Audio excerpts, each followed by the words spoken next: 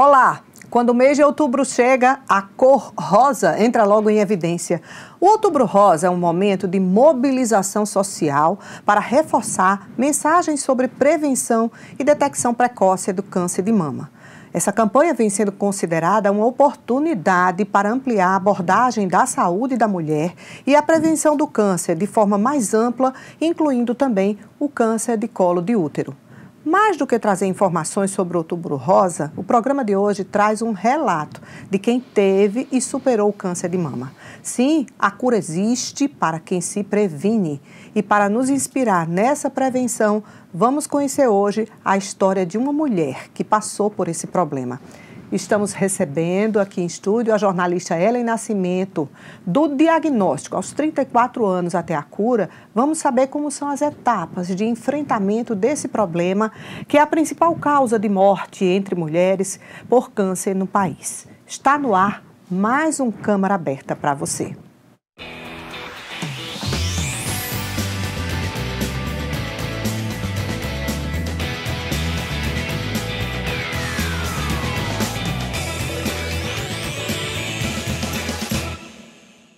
Seja muito bem-vinda ao nosso programa, Ellen Nascimento.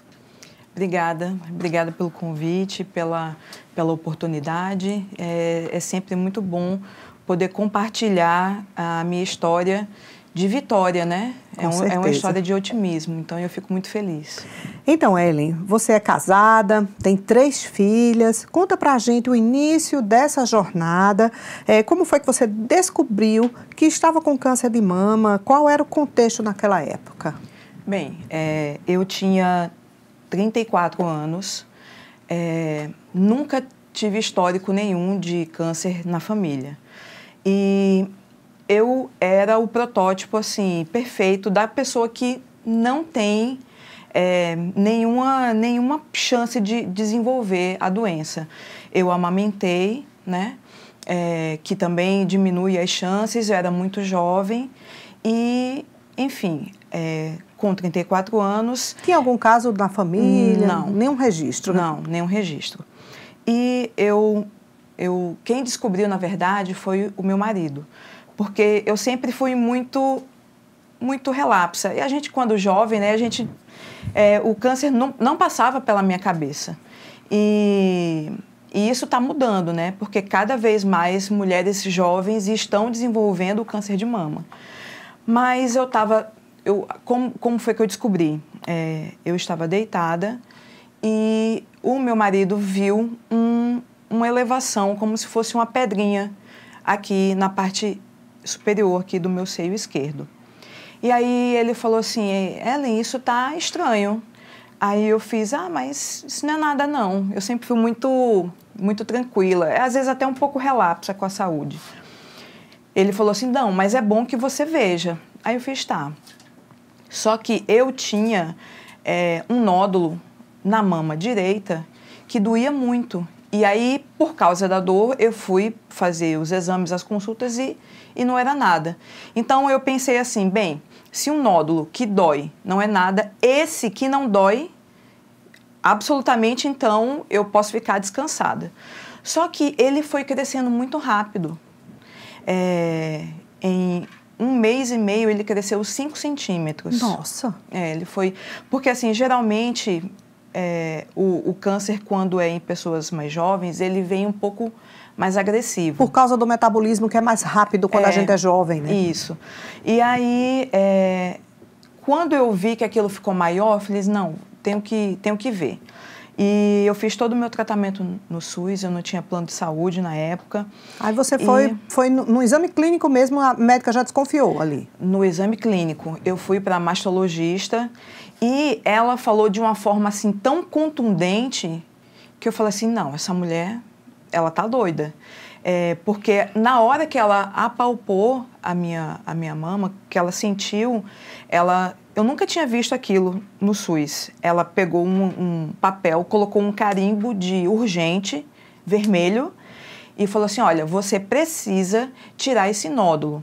A partir do momento que você tirar o nódulo, a gente vai fazer uma biópsia para saber se é maligno ou benigno. Mas você precisa tirar. E E eu saí, assim, do consultório atônita. Eu fiz, meu Deus, eu não estava preparada para aquilo, né?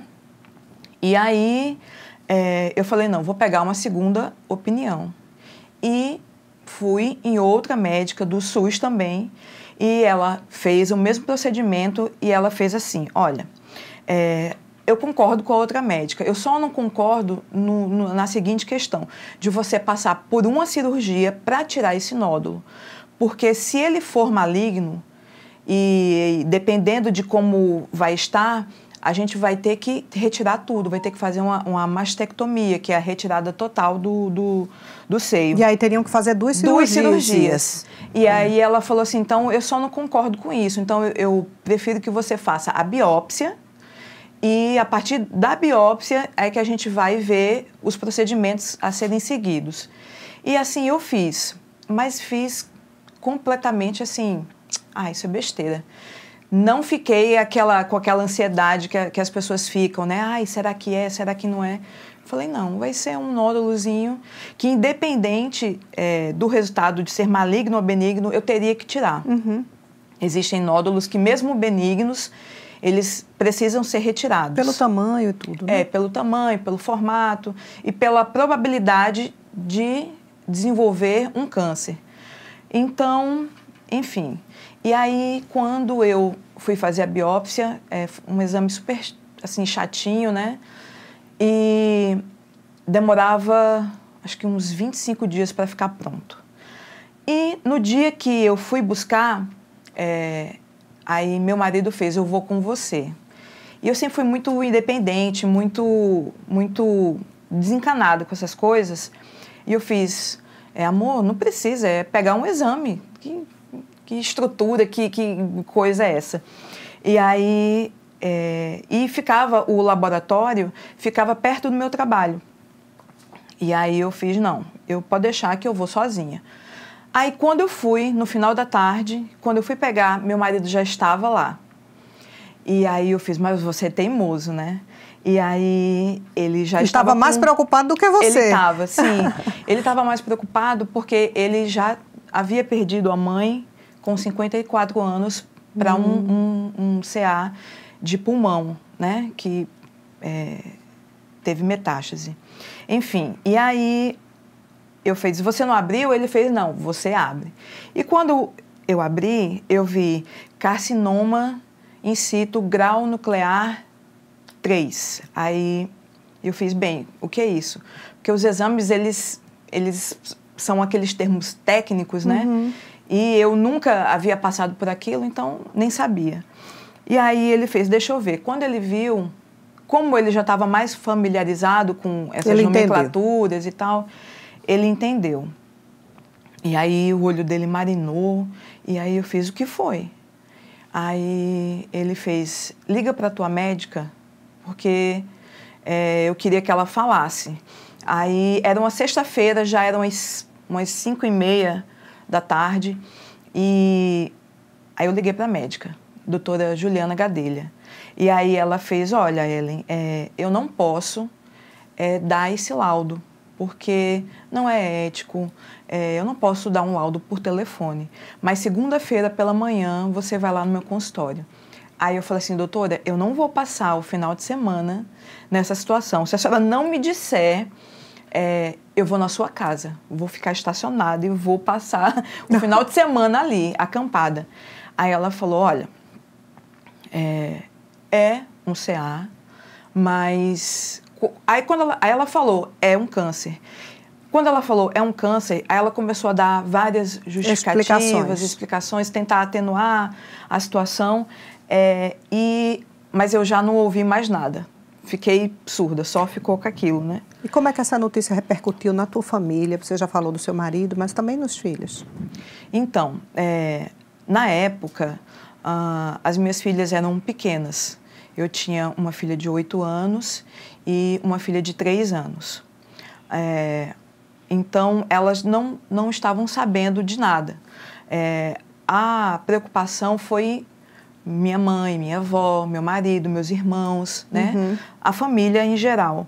E assim, só que quando eu soube do diagnóstico, eu tive aquele impacto e foi até bom que meu marido estivesse lá, porque eu não tive condição de voltar dirigindo e eu só chorei. Eu moro em Intermares e o caminho era longo, então eu chorei tudo. Quando eu cheguei em casa e eu fui falar para minha mãe ficou desesperada, e aí eu falei, mamãe, independente... Só que aí no caminho eu fui me acalmando, Deus foi me enchendo de fé, de tranquilidade. E aí quando cheguei que deu o diagnóstico para minha mãe, eu comecei a consolar ela, né? Nós somos evangélicos e nós cremos que tudo na vida é permissão de Deus. E todo mundo um dia vai ter que ir embora, né? Vai falecer. Então, quando a gente entrega a vida para Ele, a gente... Entrega de verdade. Entrega de verdade. Então, independente do que quer que fosse, eu entreguei nas mãos de Deus. O único medo que a gente tem quando tem filhas pequenas é isso. É deixar as filhas pequenas. Exatamente. Né? Então, demorou novinhas. muito tempo para você fazer a cirurgia ou foi rápido aí? Olha, foi rápido. Quando eu soube, e aí na segunda-feira fui para a médica, e aí ela falou assim, olha, Ellen, a gente vai ter que fazer uma mastectomia total. Demorou cerca de 1 mês e meio. E, assim, foi um impacto, né? Quando a gente sabe que vai tirar o seio, porque o seio para a mulher é um símbolo de feminilidade, de maternidade. A parte estética, né? ela representa muito para nós. O fato de ser nova também, ter uma vida inteira pela frente, né? Então, assim, aí eu fiquei bem impactada. Mas você já fez a mastectomia, já colocou a prótese na mesma cirurgia ou não pôde? Não. Na época, eu fiz um procedimento que era moderno, né? Eu fiz em 2011, então foi há quantos anos? Eu tinha 34, não, há 11 anos, né? 11 anos. E então era uma técnica moderna de retirar toda a mama, coloca a prótese vazia. Sim. E depois que cicatriza, aí você vai fazendo uma expansão. É a forma de colocar, de ficar assim, o mais parecido possível. Só que nesse meio tempo, abri um ponto. Então, uma coisa que seria 1 mês, demorou 3 meses. Para cicatrizar tudo, Para cicatrizar. Né? Eu tive que fazer uma cauterização, aí eu não podia sair de casa por conta da infecção, porque ficou bastante aberto. Enfim, e aí comecei a fazer as expansões. Ao todo, fiz 4 expansões. E ficou ok. Mas teu tratamento, ele se resumiu a essa cirurgia ou ele também teve um acompanhamento de medicação, então, quimioterapia, essas coisas? O meu tratamento ele foi um pouco atípico. Eu acho que eu fui uma paciente experimental, vamos dizer assim. O meu médico, o radiologista Saulo, Dr. Saulo... Me esqueci agora o nome completo dele. Dr. Saulo, só chamava ele assim. Ele foi para um simpósio no exterior e ele viu que pacientes com o meu perfil deveriam tomar radioterapia por precaução. Então, um ano após eu ter retirado a mama, ele me chamou para eu fazer essa radioterapia. E aí eu fiz 28 sessões, né? Mas voltando à prótese, né? A prótese, eu fiz as 4 expansões, mas eu fiquei com uma válvula. Essa válvula, ela precisava ser retirada. E o médico falou que não sabia tirar a válvula. Foi uma questão assim que a gente ficou... Como é que ele coloca, mas não sabe tirar. E aí eu tive que fazer uma cirurgia para tirar a válvula. E depois que eu fiz a rádio, porque a rádio, ela cria uma cicatriz que a pele, ela fica em constante mutação o tempo, a vida toda, né? Então, devido à radioterapia que eu fiz, 1 ano depois, a prótese, ela encapsulou. Encapsular é quando fica dura, né? E aí eu fiz a minha segunda cirurgia. E depois dessa segunda cirurgia, eu tive uma infecção. Quase foi generalizada. Sabe aquele dia que a mulher está trabalhando e que tem... assim, os filhos estão em semana de prova, no seu trabalho tem aquela coisa, eu sou jornalista, eu tinha uma entrevista importante naquele dia, eu não podia faltar de forma alguma. E na noite anterior eu estava tendo uns calafrios. E aí eu falei, não, tá tudo bem, amanhã eu não posso ficar doente. E aí, só que quando eu fui deixar as minhas filhas na escola, eu senti uma dor no estômago muito forte. Então, devido à dor, eu fui para a emergência. Eu já tinha plano de saúde nessa época e Deus me conhece e colocou a dor para eu ir ao médico. Quando eu cheguei lá e que fiz os exames, as taxas estavam super elevadas. E a médica falou assim, olha, eu não posso deixar você sair. Você está com infecção muito importante e a gente precisa saber aonde é. E lembra que eu falei que eu sou muito, assim, desleixada mesmo com a minha saúde, mesmo tendo um câncer. Você era, né? Não é eu mais. Eu era, não. Mas mesmo tendo, assim, eu não parei para pensar.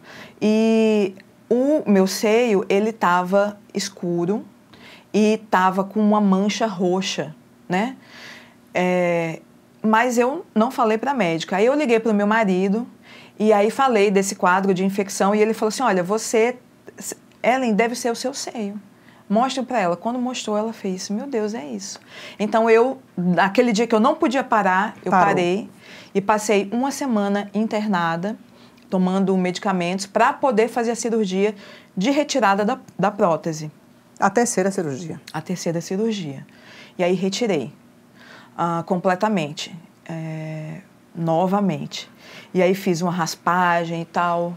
E, enfim, passou o tempo e eu tive uma aderência à minha pele. Esse meu braço, ele começou a inchar, porque a pele colou no osso e não conseguia fazer a vascularização para o resto do braço. Isso aqui começou a inchar.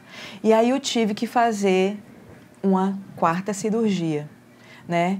Que foi ter que abrir novamente, e aí eu já fui para outro médico. Vou falar o nome dele, porque ele foi um médico que, assim, foi um divisor de águas na minha vida. Dr. Sérgio Penazzi, cirurgião plástico. E ele falou assim, olha, a gente vai colocar uma prótese já do tamanho normal, maior do que a sua pele comporta, para expandir essa pele. E depois eu vou fazer uma outra cirurgia para colocar a prótese do tamanho normal para findar toda essa história. Nossa! Claro que a gente sabe, Ellen, que a jornada é individual, cada uma tem um caminhar nessa questão do câncer de mama. Mas a gente vai dar uma pausa aqui na nossa conversa com Ellen Nascimento, ela que é jornalista e enfrentou o câncer de mama. Vamos para o intervalo, daqui a pouco a gente volta.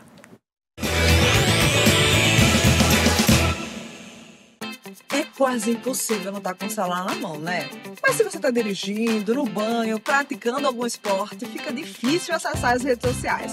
Mas calma, o Deu nas Mídias, toda sexta-feira, aqui na Rádio Câmara JP 88.7 FM, vai trazer para vocês todos os comentários, hashtags, o que está rolando na internet que você não conseguiu ver ou simplesmente não entendeu. Se liga, toda sexta-feira, ao vivo para vocês, eu te conto o que está rolando nas mídias. Saúde Brasil apresenta 5 dicas para diminuir o tempo em comportamento sedentário. Manter o corpo em movimento é sempre bom. Por isso, vou te dar 5 dicas ótimas para aproveitar melhor aquele tempo em que gastamos pouca energia. Dica 1. Se você permanece sentado por longos períodos de tempo, Levante-se para buscar água a cada 1 hora. Dica 2. Evite ficar parado na mesma posição enquanto mexe no celular ou vê televisão. Dica 3. Se você costura ou faz bordado por longos períodos, alterne com atividades que movimentem mais o corpo. Dica 4. Busque ficar em pé enquanto fala ao telefone. Dica 5. Tente se movimentar mais quando estiver sentado ou deitado. Mexa os braços, os pés, as pernas, os ombros, punhos e dedos. Reduza seu tempo em comportamento sedentário. Você vai ver que faz diferença. Até a próxima! Quer mais dicas? Acesse o site do Saúde Brasil. Você quer contribuir para melhorar nossa João Pessoa? A sua ideia pode fazer parte de uma lei da cidade. Conheça o E-Democracia, o portal de participação popular da Câmara Municipal, em que cada cidadão pode contribuir perguntando, opinando e dando sugestões para novos projetos de leis. Acesse edemocracia.joaopessoa.pb.leg.br. E-Democracia, sua participação melhora a nossa cidade. Câmara Municipal de João Pessoa, a Casa do Povo. O Câmara Aberta está de volta falando sobre câncer de mama com a jornalista Ellen Nascimento. Mas antes da gente continuar conversando com ela, vamos exibir uma reportagem sobre o Outubro Rosa com Meire Alves. O mês de outubro chega com um recado importante: a luta contra o câncer de mama. Durante o Outubro Rosa, as campanhas de conscientização se espalham por todo o Brasil, lembrando da importância de se prevenir e fazer o diagnóstico cedo. Este ano, o Instituto Nacional de Câncer estima que mais de 73 mil novos casos da doença serão descobertos. A mastologista Joana Barros explica que, apesar de afetar mulheres de todas as classes, o maior desafio está na demora do diagnóstico e do início do tratamento. O diagnóstico precoce faz toda a diferença. Quando o câncer é detectado nos estágios iniciais, as chances de cura aumentam muito, chegando a mais de 90% dos casos. O câncer de mama é uma doença curável, isso é um fato e é importante que toda mulher entenda que isso é verdade, né? Mas o diagnóstico precoce é que vai determinar realmente o aumento das chances de cura. Então, toda mulher, a partir dos 40 anos, deve realizar sua mamografia anual. Isso é a rotina. Entretanto, mulheres que têm história na família, mãe teve câncer de mama com 40, ela já deve começar a fazer a mamografia a partir dos 30. Cada caso é individualizado.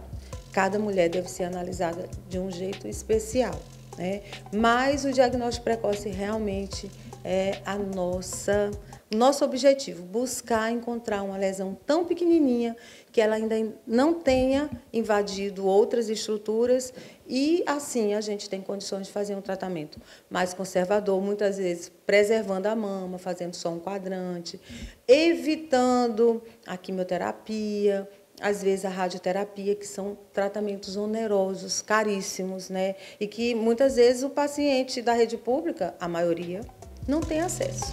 A falta de informação e o acesso limitado ao sistema de saúde ainda são grandes desafios, principalmente para mulheres de áreas mais vulneráveis. Mas o recado é claro: quanto mais cedo o câncer for descoberto, maiores são as chances de tratamento eficaz e de recuperação. Normalmente você pode sentir nódulos, você pode observar retrações na sua pele, áreas mais endurecidas, às vezes a secreção também espontânea por um único mamilo, de coloração sanguínea ou totalmente em água de rocha, né, bem transparente. Esses são riscos, né, são sinais que você pode estar correndo risco e mesmo tendo esses sinais você pode estar com uma lesão benigna. Porque lesão benigna também pode dar isso, né? Então, primeiro ponto, não fique paralisada, siga, mas não entre em desespero, porque você precisa cumprir essa jornada. Apareceu alguma coisa, procure um atendimento médico. A mastologista Ana Tereza Uchoa reforça a importância da conscientização. Ela ressalta que muitas pacientes que chegam ao hospital já em fases avançadas poderiam ter tido um desfecho diferente se tivessem acesso ao diagnóstico precoce.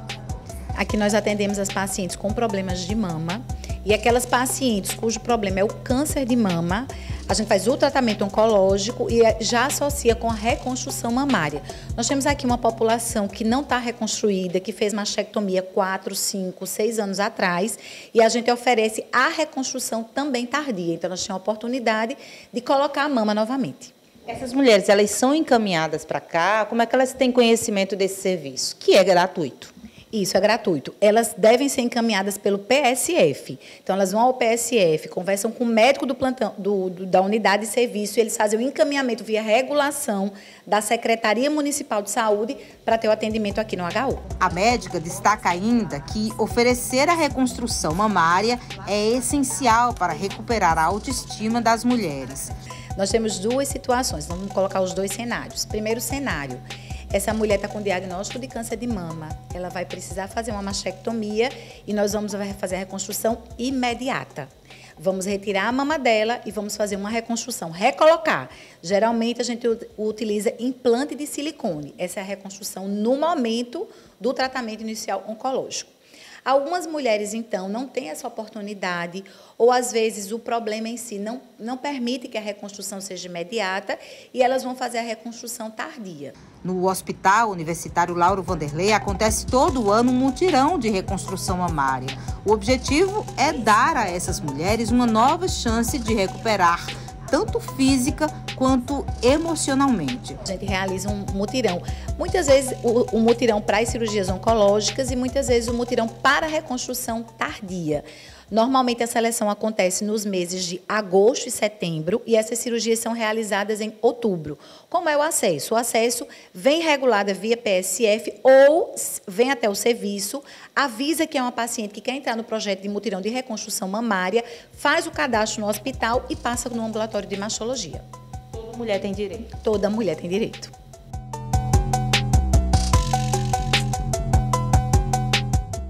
É isso, voltamos a conversar agora com Ellen. Ellen, fala um pouco pra gente, você passou aí por 5 cirurgias, teu processo foi super diferente. Como foi para você do ponto de vista emocional? Como é que isso repercutiu na tua saúde mental? Como eu falei, todo mundo fica impactado com o diagnóstico, principalmente por ser jovem. A gente, quando é jovem, a gente pensa que é o dono do mundo, que nunca vai acontecer nada. E nos primeiros dias eu tive esse impacto, mas depois eu tive uma força muito grande da fé que Deus me deu, entendeu? Não é mérito meu. E também, eu também não, assim, não dava para eu me vitimar, porque eu tinha 2 filhas pequenas. Então, ou era lutar ou lutar. Coragem. Né? Porque a gente pensa nas filhas. Com certeza. Né? Então, eu achava engraçado que os amigos ligavam e para me dar força, aí no meio do telefonema ou da conversa, eles começavam a chorar. Eu falei, não, mas vai dar tudo certo, vai ser feita a vontade de Deus. Então, assim, porque a saúde mental, você ter otimismo e você ter fé é primordial, né? É primordial para, inclusive, a cura. Então, eu encarei assim com muito otimismo, com muita tranquilidade. Que lições você tirou de toda essa experiência tão longa aí na sua vida? O seguinte, a gente, mulher, a gente pensa muito na parte estética, na vaidade. Então, foi a primeira coisa que eu esqueci. Isso não é o mais importante. Não é o importante, né? Então, eu achei engraçado que quando eu cheguei em casa e falei, mamãe, eu vou ter que fazer uma mastectomia, eu vou tirar o seio completo. Aí fiquei triste, aí ela fez, minha filha, você quer estar na formatura das suas filhas, no casamento das suas filhas, você quer segurar os seus netos no colo? Aí eu fiz sim. E para você passar por tudo isso, um seio não vale? Aí eu fiz, mamãe, eu dava o seio, dava o braço, dava o cabelo, dava tudo. Então, assim, essa fala girou uma chavezinha e eu falei assim, bem, eu vou fazer o que for necessário para estar curada. Então, o que ficou assim foi isso. Primeiro, o amor da família. A rede de apoio é muito importante. A rede de apoio é muito Muitas importante. mulheres não têm. É importante a gente fazer essa ressalva, assim. O programa já está perto de terminar, mas é importante a gente fazer essa ressalva, né? Quantos companheiros abandonam suas companheiras porque não tem coragem de estar junto nesse enfrentamento? Então, essa rede de apoio é muito importante, né, Ellen? É muito importante. Eu passei a fazer, depois, um trabalho voluntário lá no Hospital Laureano, e eu via que existiam muitas mulheres que o marido separava, que iam sair do interior de madrugada para chegar lá.